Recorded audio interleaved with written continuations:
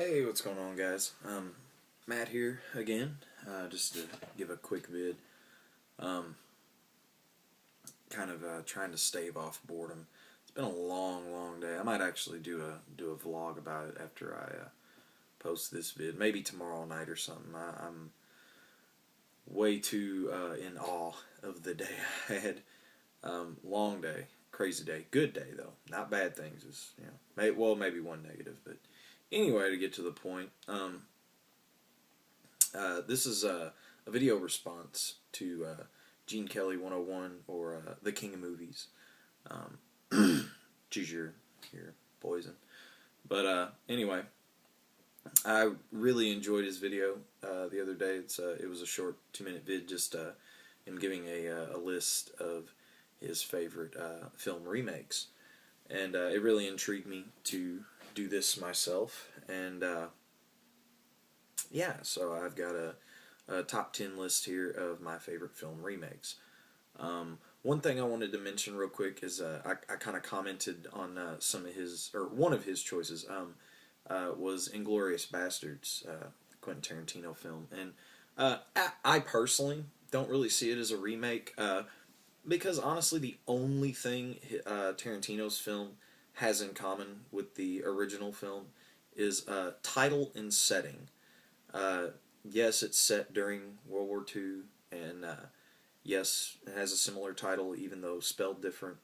But the only other similarity I could really even come close to seeing is Man on a Mission film. But I'm pretty sure, don't quote me on this, but I'm pretty sure I heard Tarantino say once that it's not a remake, that he didn't intend it as a remake. He just kind of took the idea and created his own monster, and just he used the title because he always thought that was just a great title, which it is.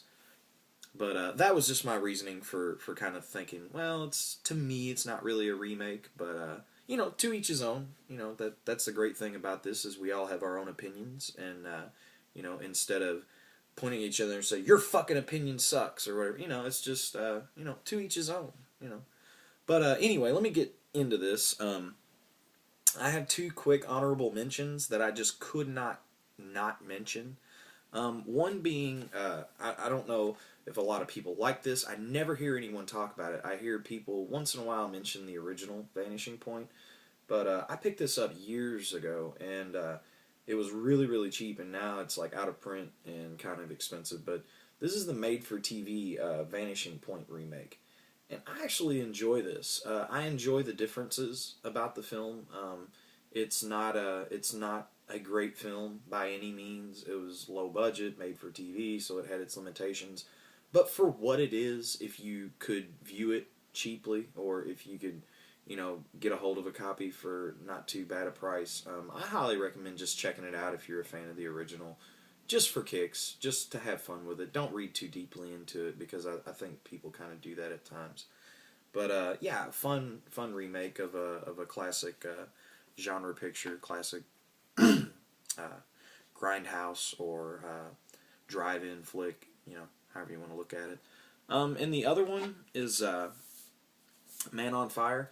Now this is one that I have not yet to see the original, but this is a remake. I don't think it's so widely known that this is a remake of a film, but it is a remake. So I guess I need to look into it, see if I can find the original, if it's in print or if it's readily available or not, or whatever. But I would like to see the original, because in reading about this one time randomly, I found out that it is a remake. So I would like to see the original Man on Fire. But to get into my list, I'm not going to spend a whole lot of time with these. Maybe a couple of them I might talk about a little bit. But number 10 is Invasion of the Body Snatchers. What year is this one? Sorry, you have to excuse me. This one's the 1978 version. I think, honestly, this is the best pod film ever. I prefer it to any of the other renditions, be it the original or Abel Ferrara's just titled Body Snatchers. I prefer this version, and I think most people do. Some people may prefer other versions, but this one's preferred in my opinion. That one's number 10. Number 9 is Fist of Legend.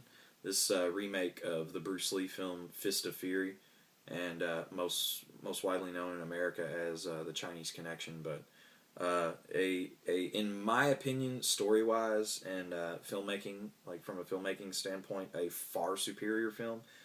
But Bruce Lee's a classic, and his martial arts and his films obviously stand the test of time. But I find myself going back to this version of the film more than I do The Chinese Connection for some reason. I just really enjoy Jet Li's work in this movie, and it's an excellent film. If you haven't seen it, check it out. Let's see, number 8 would be the Coen Brothers remake of True Grit. Thoroughly enjoyed this film. I think it is leaps and bounds better than the original film. I personally feel that even though I like John Wayne and I enjoy several of his films, I think he is one of the most overrated actors or movie stars, famous movie stars of all time. The dude essentially played the same character in every single movie he did, except for maybe the original True Grit. He strayed a little bit, but he in my opinion, he pretty much played the same guy all the time. So by no means does that make him a great actor, but it doesn't take his iconic status and love from anything. So that's True Grit at number 8. So next is the Maltese Falcon. The let's see, the 1941 version, directed by John Huston. Sorry, you have to excuse me this evening. This a lot of people may or may not know that this is a remake. This particular edition has the other two versions, the Maltese Falcon 1931 and Satan Metal Lady 1936. And while they're both interesting films to watch, just as a fan, just to see what the earlier versions looked like and who they had in them, and just to see a different take on the story, this is by far the quintessential version of this story. So there you go. That was number 7. Number 6 is John Carpenter's The Thing. It's his rendition of The Thing from Another World. Don't really need to say anything about that one. If you haven't seen it, please do. You will thank me and yourself later. The next film would be The Departed, Martin Scorsese. This remake of an Asian film titled Infernal Affairs. I do believe it's a Japanese film. Excuse me if I'm wrong on that. I believe it's a Japanese film, but if it's Korean or Chinese, I apologize. It's beyond me right now. But anyway, great film. Excellent, acting, writing, directing, everything. All around amazing film. But that one's number 6. Yeah. No, sorry. Number 5. I can't keep up with this shit. Sorry. Hope I'm entertaining right now. Just a long night. Anyway, this one would be number 4, which is Sergio Leone's A Fistful of Dollars, which would be a remake of the Akira Kurosawa film Yojimbo. Both films amazing in their own right. I love Yojimbo. It's still, even after watching several Kurosawa films, Yojimbo was the first Kurosawa film I had ever seen because I'm such a fan of of the Sergio Leone films, and this film in particular. It was the first Akira Kurosawa film I watched, and still my favorite to this day. So, but great movie. Next would be number 3, Brian De Palma's Scarface. Another film that nothing to be said about this one. If you haven't seen it, check it out. I'm sure everybody most likely has. If not, do yourself a favor. It's a great film. Great look back at the 80s, and just a classic filmmaker in my opinion. Brian De Palma is one of my absolute favorite filmmakers ever, and I don't think people pay him quite as enough attention as he should be paid. The next is number 2, is Martin Scorsese's remake of Cape Fear. While the original is an excellent film with Gregory Peck and Robert Mitchum, this one for me is by far a far superior film. Just for Robert De Niro's performance alone as Max Cady, he's just.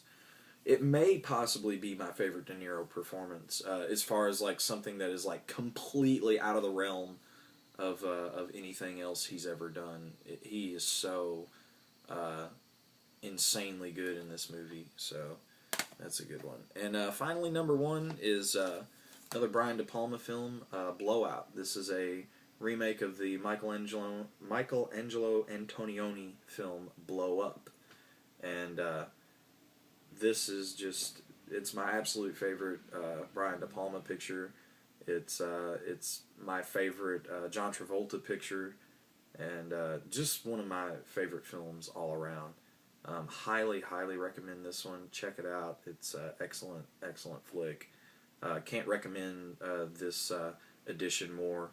It's a great edition put out by Criterion. Got a lot of great features and stuff, and yeah, just all around great movie. So once again, if you don't sub to Gene Kelly 101, King of Movies, go over and check his channel. I'm going to post this video after it uploads. I'm going to post it as a video response, so you should be able to click on his original video down at the bottom and go check out his vid and his channel and whatnot. So once again, I'd like to thank you for watching, and I'll see you guys next time.